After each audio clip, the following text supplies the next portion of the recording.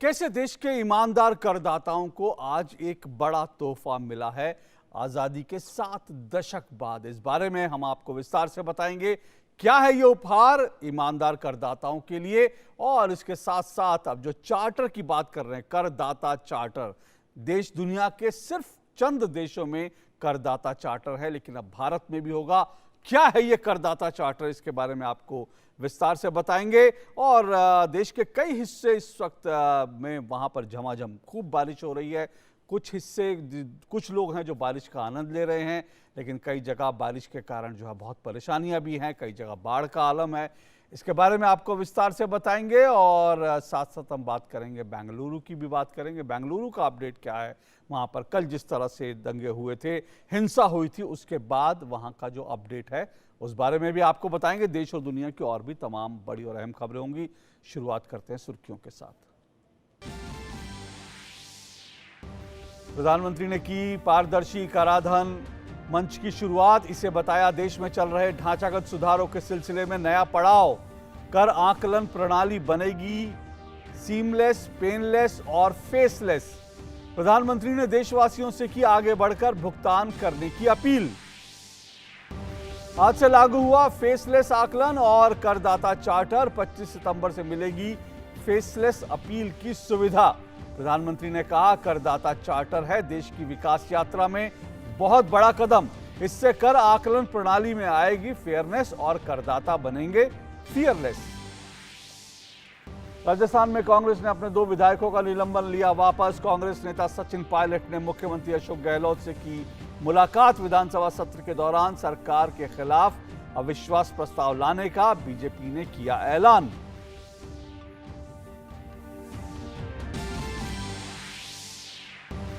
असम, बिहार और उत्तर प्रदेश में नदियां उफान पर। बिहार में हालात अब भी गंभीर, 16 जिलों में बाढ़ की स्थिति। दिल्ली में भी बारिश, उमस भरी गर्मी से मिली राहत। मौसम विभाग ने अगले 48 घंटों में उत्तर पश्चिम और मध्य भारत में मूसलाधार बारिश की चेतावनी जारी की।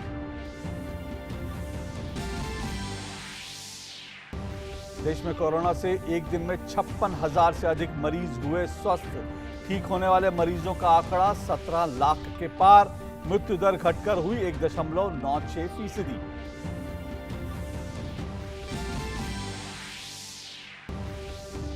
अमेरिका, यूके, जर्मनी, फ्रांस और कुवैत के बाद भारत और मालदीव के बीच हुआ एयर बबल समझौता।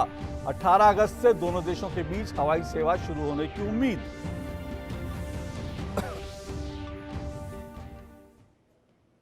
और अब विस्तार से खबरें, आज की बड़ी खबरों के साथ शुरुआत करते हैं। सिर्फ एक दिन बाद भारत अपनी स्वतंत्रता की 74वीं वर्षगांठ मनाने जा रहा है। पर आजादी के 7 दशक में भी जो नहीं हुआ वो अब होने जा रहा है, और वो है ईमानदार करदाता का सम्मान। देश के ईमानदार करदाताओं को प्रधानमंत्री नरेंद्र मोदी ने आज बड़ा उपहार दिया जब उन्होंने पारदर्शी कराधान ईमानदार का सम्मान नामक प्लेटफॉर्म लॉन्च किया। क्या है ये पारदर्शी कराधान ईमानदार का सम्मान, आइए देखते हैं इस रिपोर्ट में। Transparent taxation, honouring the honest, ये नए भारत के नए गवर्नेंस मॉडल का प्रयोग है। अब टैक्स सिस्टम भले ही फेसलेस हो रहा है, लेकिन टैक्स पेयर को ये फेयरनेस और फियरलेसनेस का विश्वास देने वाला है। स्वतंत्रता दिवस से ठीक पहले प्रधानमंत्री नरेंद्र मोदी ने देश के ईमानदार करदाताओं को बड़ी सौगात सौंपी है। टैक्स तंत्र से भ्रष्टाचार और दबाव को खत्म करने के मकसद से पीएम मोदी ने पारदर्शी कराधान ईमानदार का सम्मान नामक प्लेटफॉर्म लॉन्च किया। इस प्लेटफॉर्म में फेसलेस असेसमेंट, फेसलेस अपील और टैक्स पेयर्स चार्टर जैसे बड़े और क्रांतिकारी सुधार हैं। फेसलेस असेसमेंट और टैक्स पेयर्स चार्टर लॉन्च के साथ ही लागू हो गए हैं, जबकि फेसलेस अपील की सुविधा 25 सितंबर यानी पंडित दीनदयाल उपाध्याय की जयंती के दिन से पूरे देश भर में नागरिकों के लिए उपलब्ध हो जाएगी। कोशिश ये है कि हमारी टैक्स प्रणाली सीमलेस हो, पेनलेस हो, फेसलेस हो। सीमलेस यानी टैक्स एडमिनिस्ट्रेशन हर टैक्स पेयर को उलझाने के बजाय समस्या को सुलझाने के लिए काम करें। पेनलेस यानी टेक्नोलॉजी से लेकर रूल्स तक सब कुछ सिंपल हो। हम जिस शहर में रहते हैं, अभी तक उसी शहर का टैक्स डिपार्टमेंट हमारी टैक्स से जुड़ी सभी बातों को देखता है। विश्वास और पारदर्शिता बढ़ाने वाले इस नए तंत्र में अपील देश में किसी भी अधिकारी को रैंडम तरीके से आवंटित की जाएगी। डेटा एनालिटिक्स और आर्टिफिशियल इंटेलिजेंस के जरिए केस का आवंटन होगा। अपील पर निर्णय लेने वाले अधिकारियों की पहचान अज्ञात रहेगी। अधिकारी के सामने उपस्थित होने या कार्यालय जाने की जरूरत नहीं होगी। इस सिस्टम से करदाता और इनकम टैक्स दफ्तर को जान पहचान बनाने का, प्रभाव और दबाव का मौका अब जीरो हो गया। सब अपने अपने दायित्व के हिसाब से काम करेंगे। इस मौके पर प्रधानमंत्री ने हाल के वर्षों में शासन और प्रशासन में हुए बड़े सुधारों का जिक्र भी किया, जिसके चलते न सिर्फ देश तेज विकास के रास्ते पर आगे बढ़ा है, बल्कि आम लोगों की सहूलियतें भी बढ़ी हैं। हमारे लिए रिफॉर्म का मतलब है रिफॉर्म नीति आधारित हो, टुकड़ों में नहीं हो, होलिस्टिक हो और एक रिफॉर्म दूसरे रिफॉर्म का आधार बने, नए रिफॉर्म का मार्ग बनाए। ये निरंतर सतत चलने वाली प्रक्रिया है। बीते कुछ वर्षों में देश में 1,500 से ज्यादा कानूनों को समाप्त किया गया है। प्रधानमंत्री ने यह भी कहा कि बीते 6 वर्षों में भारत ने टैक्स तंत्र में गवर्नेंस का एक नया मॉडल विकसित होते देखा है। बीते 6-7 वर्षों में स्क्रूटनी वाले मामलों की संख्या 4 गुना कम हुई है। इतने बड़े देश में सिर्फ 130 करोड़ में से 1.5 करोड़ साथी ही इनकम टैक्स जमा करते हैं। मैं आज देशवासियों से भी आग्रह करूंगा, जो सक्षम है उनको भी आग्रह करूंगा, भिन्न भिन्न करके व्यापार उद्योग के संगठन चलाते हैं उनको भी आग्रह करूंगा। इस पर हम सबको चिंतन करने की जरूरत है। देश को आत्मचिंतन करना होगा और ये हमारा आत्मचिंतन ही आत्मनिर्भर भारत के लिए आवश्यक है, अनिवार्य है। नए सुधारों के बाद अब भारत भी करदाता चार्टर लागू होने वाले दुनिया के चुनिंदा देशों में शामिल हो गया है। पहली बार देश में करदाताओं के अधिकारों और कर्तव्यों को मान्यता दी गई है। अब टैक्स पेयर को उचित, विनम्र और तर्कसंगत व्यवहार का भरोसा दिया गया है। सबका धन्यवाद करता हूं। सुधाकर दास के साथ news night desk, DD news. तो बहुत खास है आज का दिन और जैसा इस रिपोर्ट में भी आपने देखा, करदाता चार्टर से क्या फर्क पड़ेगा ये मैं आपको समझाने की कोशिश करूंगा, लेकिन उससे पहले एक बार फिर बता दूं कि दुनिया के सिर्फ चंद देशों में करदाता चार्टर है और भारत अब उन देशों में शामिल हो गया है। आइए समझने की कोशिश करते हैं कुछ अहम बिंदुओं से कि करदाता चार्टर जो है दरअसल उसके मायने क्या और आपकी जिंदगी पर इसका क्या असर पड़ेगा, जो टैक्स पेयर उनकी जिंदगी पर क्या असर पड़ेगा। क्या है ये करदाता चार्टर है? इसमें कर विभाग के जो अधिकारी हैं उनके कर्तव्यों के साथ साथ करदाताओं के अधिकारों को स्पष्ट रूप से बताया गया है कि जो अधिकारी हैं उनके कर्तव्य क्या है करदाताओं के प्रति और जो करदाता हैं उनके कर्तव्य क्या है और अधिकारियों के अधिकार क्या हैं, इसको लेकर विस्तार से बताया गया है। अब जो कर अधिकारी हैं, जो टैक्स लेने वाले, जो टैक्स सिस्टम से जुड़े जो अधिकारी हैं, अब वो 14 सूत्री चार्टर को लेकर प्रतिबद्ध होंगे, यानी 14 सूत्री चार्टर है जिसका पालन होगा और वो उससे बंधे होंगे। इसमें एक सबसे बड़ी बात जो है वो ये है कि करदाता की ईमानदारी को जो है उसको शक ना किया जाए। जब तक कुछ गलत साबित ना हो, करदाता के साथ ईमानदार करदाता की तरह व्यवहार हो। जब तक गलत साबित ना हो उसको ईमानदार करदाता की तरह ही ट्रीट किया जाएगा। करदाता को निष्पक्ष, विनम्र और उपयुक्त सेवाएं उपलब्ध कराई जाएंगी। ये भी इस चार्टर का बहुत बड़ी बात है, यानी जो टैक्स दे रहा है उसके लिए तमाम सुविधाओं की बात की गई, उसके लिए आसानी की बात की गई है। करदाताओं के खिलाफ आदेश पारित करने से पहले करदाता को स्क्रूटनी का मौका मिलेगा। उसके खिलाफ कोई आदेश अगर होता है कहीं से भी तो उसके खिलाफ वो स्क्रूटनी में जा सकते हैं। गलती से अगर करदाता को नुकसान होगा तो इसकी जिम्मेदारी विभाग को तय करनी होगी। आयकर विभाग को यह तय करना पड़ेगा कि ये गलती किसकी वजह से हुई। अब कहीं से भी औचक हो सकती है करदाताओं की स्क्रूटनी, यानी जो फेसलेस की हम लगातार बात कर रहे हैं उसमें एक बड़ी बात है कि स्क्रूटनी करने वाले अधिकारी जो है कहाँ होंगे ये हम नहीं जानते, और उससे क्या है आपको आप फेसलेस होंगे और कहीं भी कंप्यूटर से रैंडम किसी को आपका केस दिया जा सकता है अगर ऐसी नौबत आती है। ये चार्टर कर अधिकारियों को करदाताओं के बारे में सूचना का खुलासा करने से भी रोकता है। हालांकि इसमें कुछ नियम हैं जिसके तहत इसका खुलासा हो सकता है, लेकिन मोटे तौर पर जो अधिकारी हैं वो करदाता के खुलासा नहीं कर सकते, यानी करदाता की निजता के सम्मान पर जोर दिया गया है। करदाता जो है उसकी निजता के सम्मान पर जोर है। आयकर विभाग को समय समय पर जो सेवा की डिलीवरी है उसके बारे में जो उसके मानक जो तय मानक हैं उनको समय समय पर प्रकाशित भी करना होगा, जिससे करदाता जो है जान सकते हैं। करदाताओं की समस्याओं का जल्द से जल्द समाधान किया जाए, इस बात पर भी जोर है कि जो उनकी समस्या है करदाता की समस्या उसका जल्द से जल्द समाधान हो।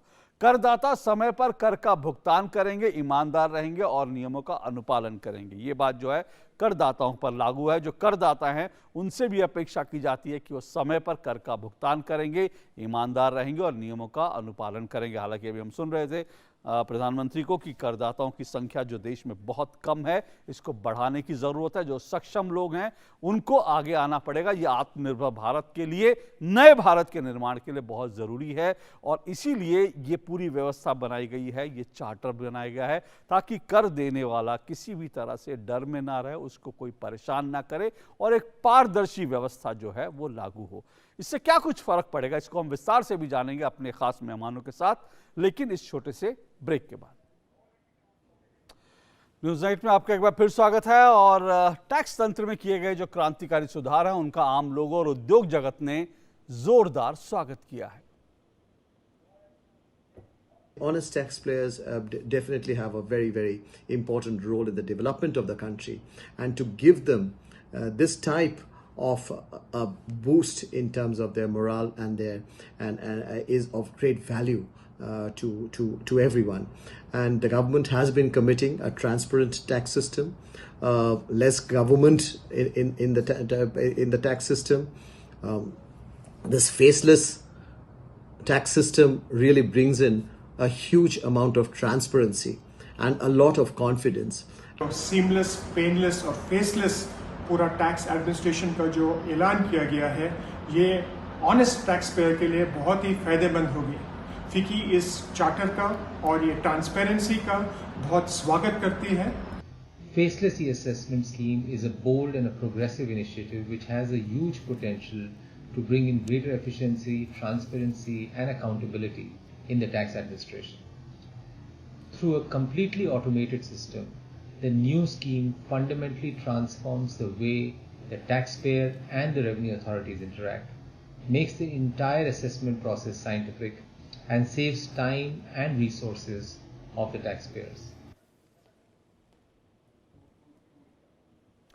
और इसको लेकर तमाम लोग उत्साहित भी हैं और इसकी जो है तमाम हर जगह पर देखें तो इसको लेकर के लोगों की जो रिएक्शंस आए हैं, जो प्रतिक्रियाएं आई हैं वो उत्साह बढ़ाने वाली। और हमारा आज का विशेष जो है वो इसी खबर से जुड़ा हुआ है। हमारा आज का विशेष कर व्यवस्था में पारदर्शिता, सुशासन का मंत्र। जी हाँ, ये हमारा आज का विशेष है जिस पर चर्चा करने के लिए हमारे साथ दो मेहमान जुड़ रहे हैं और हमारे साथ संजीव सान्याल जी जुड़ रहे हैं जो कि प्रमुख आर्थिक सलाहकार हैं और दूसरे मेहमान शुभम भट्टाचार्य जी हैं, वरिष्ठ आर्थिक पत्रकार हैं। सबसे पहले संजीव सान्याल जी, आपसे इस चर्चा की शुरुआत करता हूं। कह सकते हैं कि आज़ादी के जब 74वीं वर्षगांठ मनाने के लिए हम जा रहे हैं, ऐसे वक्त में जो है करदाताओं का सम्मान और एक ट्रांसपेरेंट टैक्स प्रणाली एक नई शुरुआत है टैक्स रिफॉर्म्स की। नमस्कार जी, ये हमारी जो ये कर प्रणाली थी वो काफ़ी सालों से इसकी सुधार की ज़रूरत थी। और आज जो कदमों का जो ऐलान किया गया है वो बहुत ही महत्वपूर्ण है, क्योंकि एक हाथ पे हमने क्या किया है कि इनको फेसलेस करके, इसका मतलब क्या है? इसका मतलब है कि जो करदाता है वो अब गुमनाम हो गया है। अब किसी भी अधिकारी को मालूम नहीं होगा कि वो किस करदाता के फॉर्म्स को वो असेस कर रहा है। तो इसका मतलब है जो पहले जो दबाव पड़ता था, कभी-कभी लोग रिश्वत भी मांगते थे, इत्यादि सब बंद हो जाएगा, क्योंकि किसी भी अधिकारी को मालूम नहीं है कि किस करदाता का फॉर्म है। दूसरी बात है कि हम लोगों ने एक करदाता चार्टर का भी ऐलान किया है, जिसमें करदाताओं के जो अधिकार हैं, 14 अधिकार साफ-साफ लिखे गए हैं, उनके कर्तव्य भी लिखे गए हैं, 6 हैं। तो इन दोनों से क्या होता है कि करदाताओं का और अधिकारियों का दोनों को साफ-साफ मालूम है कि उनके क्या अधिकार हैं और उनके क्या कर्तव्य हैं। तो इससे क्या होगा कि जब हम लोग जो करदाता है जो जाके अपना कर भरेगा, उसको ये लगेगा कि ठीक है, ये एक साफ-सुथरा प्रणाली है और उसमें हम अगर अपना फॉर्म भर रहे हैं तो उसको एक ऑटोमेटेड तरीके से, मतलब कंप्यूटर से ही उसको प्रोसेस किया जाएगा। लेकिन संजीव सान्याल जी, इसमें एक चीज मैं जानना चाहूंगा, क्या ये जो चार्टर है ये इस बात के लिए भी, इसमें सेवाएं जो हैं वो जल्द से जल्द मिलें, उनकी समस्याएं जो करदाताओं की हैं उनका जल्द समाधान हो, ये सब तो है, लेकिन जैसे रिफंड को लेकर जो है करदाता खास करके बहुत चिंतित रहते हैं, उनका रिफंड समय पर नहीं आता, क्या इस सब ये सेवाएं भी जो हैं टाइमली हो, टाइम बाउंड पीरियड में हो, क्या इसको लेकर भी चार्टर जो है कुछ कहता है? जी, हम लोगों ने उस चार्टर में साफ-साफ लिखा है कि हर कर को लेके जो भी मुद्दे हैं वो एक सीमित समय के अंदर उनका समाधान किया जाए। तो अब ये हर कदम के लिए फिर से इसके जो डिटेल्स हैं वो अब उनको हम लोग बाद में उनको ऐलान किया जाएगा उनका। लेकिन अभी के लिए तो ये साफ है कि हर एक जगह एक सीमित समय दिया जाएगा जिसके अंदर हर समस्या का समाधान करना ही पड़ेगा। जी शुभमय जी, अगर कुल मिलाकर देखें तो हम बार बार इनकम टैक्स भरने वालों की जब बात करते हैं, उनके आंकड़ों की बात करते हैं, 130 करोड़ के देश में जो उनकी संख्या बिल्कुल जो है नगण्य जैसी संख्या है। क्या आपको लगता है ये जो टैक्स रिफॉर्म आज से शुरुआत हो रहा है, जो एक पारदर्शी व्यवस्था बनाने की कोशिश की गई, क्या ये लोगों को प्रेरित करेगा कि वो अब आए? क्योंकि शायद बहुत सारे लोग कि भाई अगर एक बार जाएंगे तो झमेले में फंस जाएंगे, इस वजह से भी शायद नहीं आते हो। तो आपको लगता है कि ये व्यवस्था प्रेरित करेगी कुछ और लोगों को कि वो ईमानदारी से टैक्स भरना शुरू करें? बातें बहुत इम्पोर्टेंट है, और इसलिए कि आप देखेंगे आज का जो घोषणा है उसका प्रारूप तैयार किया गया था इस साल के बजट में, जब वित्त मंत्री ने ऐलान किया था कि टैक्स पेयर्स चार्टर का ऐलान किया जाएगा। और उसी क्रम में ये बहुत अच्छी बात है कि सरकार ने डिसीजन को इम्प्लीमेंट किए हैं, क्योंकि टैक्स पेयर्स चार्टर, जैसा आप शुरुआत में कह रहे थे, कि एक किसी भी मेजर कंट्री में होना बहुत ज़रूरी है। और वो इसलिए ज़रूरी है क्योंकि टैक्स पेयर्स के राइट्स हम मान के चलते हैं कि टैक्स जो दे रहा है उनके राइट्स होते हैं, लेकिन वो राइट्स, उनके अधिकार क्या होते हैं वो क्लियरली नहीं किया गया था, वो क्लियर नहीं था। एक अज्यूम था कि भाई इनके ये करने से ये चीज़ें हैं। इसको सामने करने से एक तरह से डिपार्टमेंट और टैक्स पेयर्स के बीच में एक तरह का सिर्फ बिजनेस मॉडल बन जाता है कि आप अगर टैक्स दे रहे हैं तो आपका ये अधिकार रहता है। जैसे हम लोग जब कभी कोई चीज़ खरीदने जाते हैं, दुकानों में जाते हैं, कहीं पे जाते हैं, तो हम एक माना जाता है कि कस्टमर और सेलर के बीच में एक कॉन्ट्रैक्ट है कि ये चीज़ें, ये ड्यूटीज और ये राइट्स हैं। सॉवरेन के साथ, डिपार्टमेंट के साथ ये चीज़ें अभी तक ऐलान किए नहीं, ये चीज़ों का कोई घोषणा नहीं था, ये चीज़ों का कोई स्टेटमेंट नहीं था। तो डिपार्टमेंट, जैसे आज प्रधानमंत्री जी ने कहा कि डिपार्टमेंट अपने आप पे अंकुश लगाया है, एक प्रतिबंध लगाया है कि भाई हम ये चीज़ें आपके लिए, हमारा उत्तरदायित्व है कि हम ये चीज़ों का पालन करेंगे। और ऑब्वियसली साथ में ये भी बन जाता है कि जो करदाता जो है उनका भी कुछ दायित्व बन जाता है, जैसे ही उनका कुछ अधिकार भी है कि वो उस दोनों का दायित्व का भी पालन करें। तो कुल मिलाकर ये जिसे कहते हैं ट्रांसपेरेंट रिलेशनशिप बन जाता है। और इसका ट्रांसपेरेंट रिलेशनशिप का क्या जरूरत है कि वो इसलिए क्योंकि सरकार के साथ जब हम डील करते हैं तो देश बहुत सारे टाइम में ये समझ में आना मुश्किल होता है कि हमारे भी कुछ अधिकार होते हैं जो सरकारी एम्प्लॉयज को मानना जरूरी है। और उसको जब लिख के दिया जाता है तो एक बहुत बड़ा जिसे कहते हैं ट्रस्ट मॉडल बनता है। और ये और चूंकि टैक्स पे करना, कर देना एक चीज है जिसमें बहुत सारे लोग सरकार के एम्प्लॉयज के साथ उनके साथ कंट्रैक्ट में आते हैं, उनसे डीलिंग होता है। ये चीज बहुत जरूरी है लोगों के बीच में विश्वास देना। मिडिल क्लास में अगर आप मान के चलेंगे, मिडिल क्लास के बहुत बड़ा सेक्शन ना चलिए टैक्स, और इनफैक्ट हमारे देश में हम कम माने तब भी करीब 1.5 करोड़ 1.25 करोड़ के करीब लोग टैक्स देते हैं।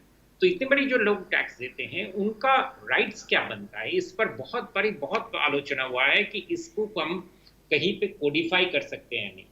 हम सिर्फ ये अभी के लिए इतना है कि अभी जो टैक्स राइट्स किए गए हैं इसका तादाद आगे चलते हुए आगे दिनों में इसका और संख्या बढ़ेगा, इसमें और डिटेल्स लाए जाएंगे।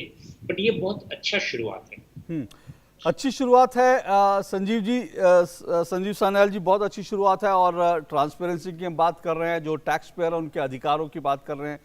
लेकिन जब हम कहते हैं कि ईमानदार टैक्स पेयर्स का सम्मान हो, लेकिन साथ साथ एक प्रणाली को हम इस प्रणाली को पारदर्शी तो बना रहे हैं, लेकिन एक डिबेट हमेशा चलती रही है हिंदुस्तान में।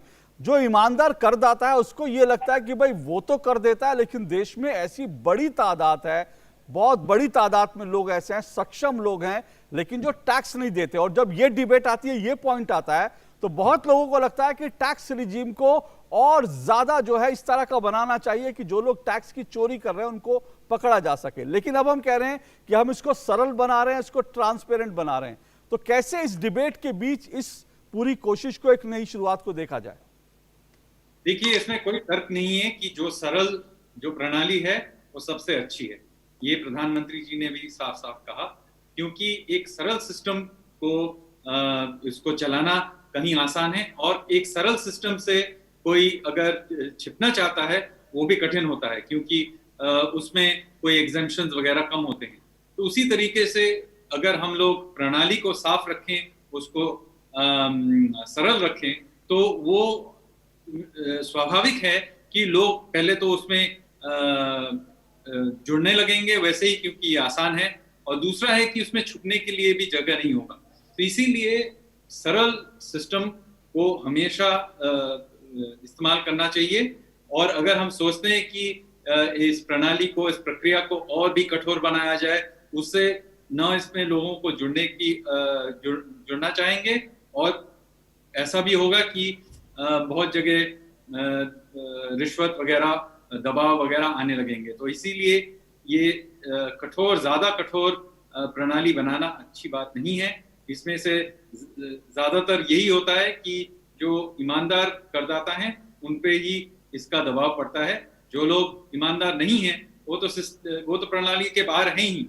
तो इसीलिए सरल एक प्रणाली बना के रखना, जो कर व्यवस्था को एकदम ट्रांसपेरेंट कर देना, यही सबसे अच्छा है।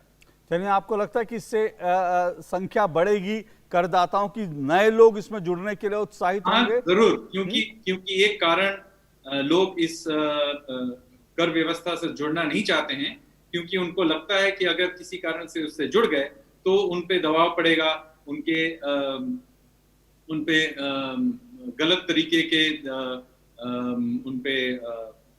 उनको घेरने की कोशिश होगी। लोगों को लगता है कि उनको और परेशानियों का सामना करना पड़ जाएगा, इसीलिए शायद सिस्टम जब साफ है तो फिर, और ये पूरी तरह से ऑटोमेटेड है और गुमनामी भी है, तो कोई ऐसा मतलब अगर कोई दबाव डालना चाहता है तो डाल भी नहीं सकता, चाहे भी तो नहीं कर सकता।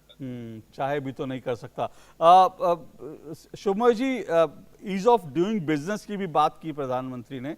भारत 134वें स्थान से अब जो है अगर कहे 63वें स्थान पर आ गया है। क्या उस दिशा में भी भारत की रैंकिंग सुधारने में और लोगों को निवेश करने के लिए भी क्या ये एक अच्छा कदम है? इससे लोग निवेश करने के लिए और ईज ऑफ डूइंग बिजनेस में भारत और लंबी छलांग लगाएगा, इस बात की उम्मीद की जा सकती है क्या?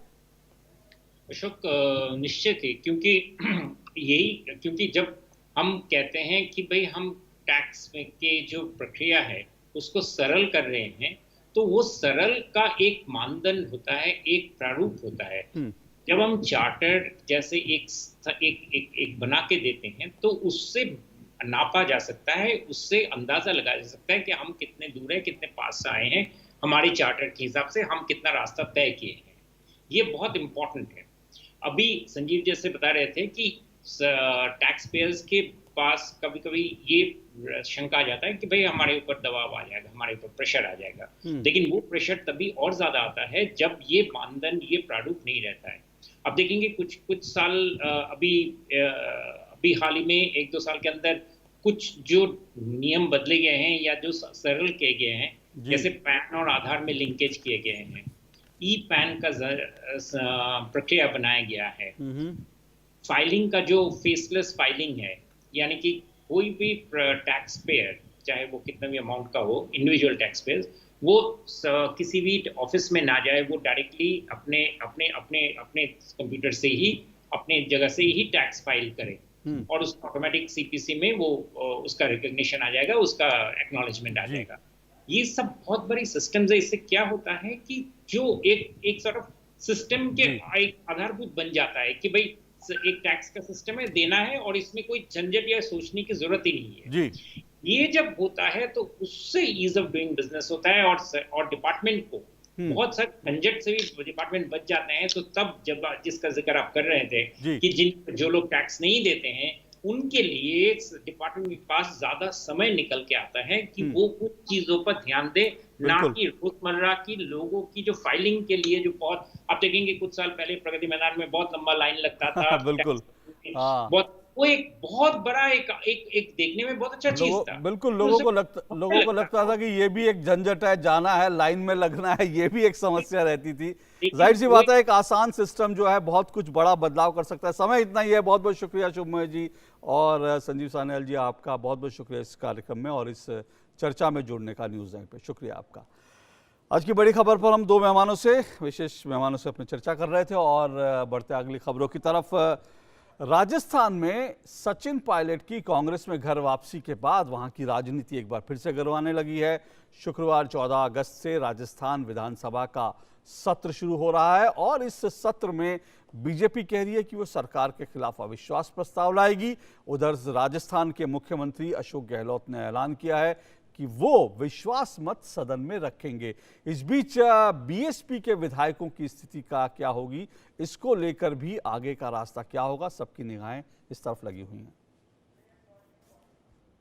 कुछ दिनों की शांति के बाद राजस्थान की सियासत एक बार फिर गर्म हो चली है। 14 अगस्त से विधानसभा का सत्र शुरू हो रहा है और बीजेपी ने अपने विधायक दल की बैठक में यह तय किया है कि सत्र के दौरान वो राज्य सरकार के खिलाफ अविश्वास प्रस्ताव लेकर आएगी। हालांकि पार्टी का मानना है कि हो सकता है सरकार खुद ही विश्वास प्रस्ताव लेकर आए। बीजेपी के प्रदेश अध्यक्ष सतीश पुनिया ने बताया कि विधायक दल की बैठक में भाजपा और घटक दल के 75 में से 74 विधायक मौजूद थे और इस दौरान विधायकों के साथ सार्थक चर्चा हुई और अच्छे माहौल में विधायकों ने अपनी बात रखी। बैठक के बाद केंद्रीय मंत्री नरेंद्र सिंह तोमर ने कहा कि कांग्रेस अपनी असफलताओं को दूसरों के कंधों पर थोपना चाहती है। उन्होंने कहा कि प्रदेश में कांग्रेस का अपना अंदरूनी झगड़ा है जिसे मुख्यमंत्री संभाल नहीं पा रहे हैं।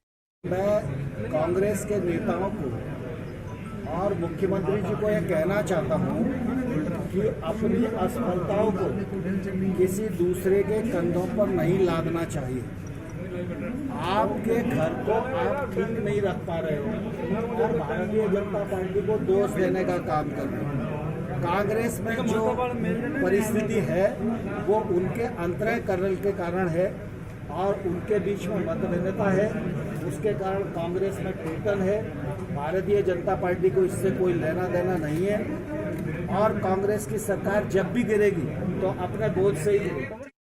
आत्मा सबकी अपनी अपनी है और अंतरात्मा कैसी है ये भविष्य बताएगा, लेकिन हम अपनी जितनी हमारी संख्या है क्योंकि मैं आज आपको कहूंगा तो फिर अशोक गहलोत जी कह देंगे कि जी बीजेपी ऑफिस में बैठ के सरकार गिरा रहे हैं। तो हमें कोई जल्दबाजी नहीं है, लेकिन ये दूर से किसी भी बिना एस्ट्रोलॉजर के भी कोई बता सकता है कि सरकार का अंतरात्मा की आवाज के बिना भी, अंतरात्मा से भी इस सरकार का बहुत लंबा भविष्य नहीं है। वहीं राजस्थान में लगभग 1 महीने तक चली सियासी खींचतान और बयानबाजी के बाद पूर्व उप मुख्यमंत्री सचिन पायलट मुख्यमंत्री अशोक गहलोत से मिले। मुख्यमंत्री निवास पर हुई इस बैठक में कांग्रेस के संगठन महासचिव केसी वेणुगोपाल, पार्टी के प्रदेश प्रभारी अविनाश पांडे और प्रदेश अध्यक्ष गोविंद सिंह डोटासरा भी मौजूद थे। वहीं नंबर गेम में बने रहने के लिए कांग्रेस ने अपने निलंबित विधायक भंवर लाल शर्मा और विश्वेंद्र सिंह का निलंबन रद्द कर दिया है। इन Vidhan Sabha Congress party will stand unitedly and will fight out. इस बीच राजस्थान उच्च न्यायालय कांग्रेस में बसपा के 6 विधायकों के विलय को चुनौती देने वाली बीजेपी विधायक मदन दिलावर और बसपा की याचिकाओं पर अगली सुनवाई शुक्रवार को करेगी। इन याचिकाकर्ताओं ने 6 विधायकों के कांग्रेस में विलय को चुनौती दी है और इस संबंध में विधानसभा अध्यक्ष के आदेश के तामील पर रोक लगाने का अनुरोध किया है। कुल मिलाकर राजस्थान में सियासी गुणागणित जारी है और ऐसे में विधानसभा का यह सत्र काफी हंगामेदार रहने की संभावना है। और दिल्ली, एनसीआर, उत्तर प्रदेश, उत्तराखंड, बिहार, असम और केरल के कई हिस्सों में झमाझम बारिश हो रही है। कुछ लोग इस बारिश का आनंद ले रहे हैं, पर लाखों लोगों के लिए ये बारिश परेशानी का सबब बनी हुई है। दिल्ली के कई हिस्सों में जो है पानी भर गया और कई हिस्से पानी में डूबे रहे, तो बिहार बाढ़ से बेहाल है।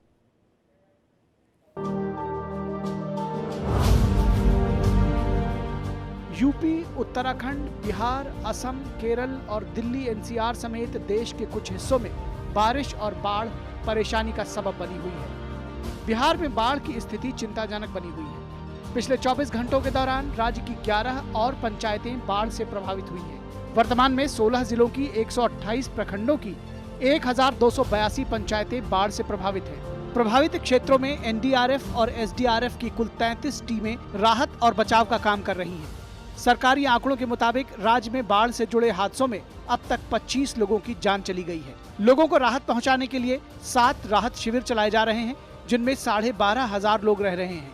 1000 से अधिक सामुदायिक रसोई के जरिए 7,70,000 से अधिक लोगों को पका हुआ भोजन मुहैया कराया जा रहा है। सभी शिविरों और सामुदायिक रसोइयों में कोविड टेस्टिंग की व्यवस्था भी की गई है। अब तक 7 लाख से अधिक परिवारों को 6,000 रुपए प्रति परिवार की दर से राहत राशि उनके खातों में भेजी गई है। वहीं महाराष्ट्र में मुंबई और उसके आसपास के इलाकों में एक बार फिर बारिश हुई। हालांकि मुंबई में कल से सामान्य बारिश होने के कारण जनजीवन सामान्य गति से चल रहा है। दिल्ली एनसीआर में मौसम का मिजाज बदल गया। रात भर हुई मूसलाधार बारिश सुबह भी जारी रही। इससे लोगों को उमस भरी गर्मी से राहत तो मिली, लेकिन दिल्ली की सड़कों पर जलभराव की स्थिति पैदा हो गई। उत्तर प्रदेश में कुछ जगहों पर बाढ़ की स्थिति में थोड़ा सुधार होने के बावजूद अब भी पूर्वी उत्तर प्रदेश के 16 जिलों के 523 गांव बाढ़ से प्रभावित हैं। इनमें से 275 गांवों का संपर्क बाकी स्थानों से पूरी तरह कट गया है। वहीं बहराइच के गिरजापुरी और गोपिया बैराजों से लगातार पानी छोड़े जाने से स्थिर हो चली घाघरा नदी फिर से उफान पर पहुंच गई है। सबका घर द्वार सब बह गया है, नहीं कुछ छूटेगा। हम सब भागे घूम बैठा। कुछ बैराजों से पानी छोड़ा गया है, जिसकी वजह से जलस्तर थोड़ा सा नदी का बढ़ गया है, जिसके कारण थोड़ा सा बाढ़ का पानी आ गया है गाँव में, और जिसके लिए हमने टीमें गठित कर दी हैं जो मौके पे हैं और इस पर पूरी निगरानी रखी हुई है। चित्रकूट में मंदाकिनी नदी का जलस्तर बढ़ने से चित्रकूट घाट के किनारे की 100 से अधिक दुकानों में बाढ़ का पानी भर गया है। उत्तराखंड के पहाड़ी जिलों में लगातार हो रही बारिश ने आम जनजीवन को मुसीबत में डाल दिया है। लगातार हो रही बारिश से आए दिन चमोली में बद्रीनाथ राष्ट्रीय राजमार्ग 7 जगह जगह बोल्डर और मलबा आने की वजह से बाधित हो रहा है। पिथौरागढ़ के धारचूला की आंतरिक सड़कें भूस्खलन से 8 घंटे बंद रही। तवाघाट लिपुलेख राष्ट्रीय राजमार्ग बंद है। वहीं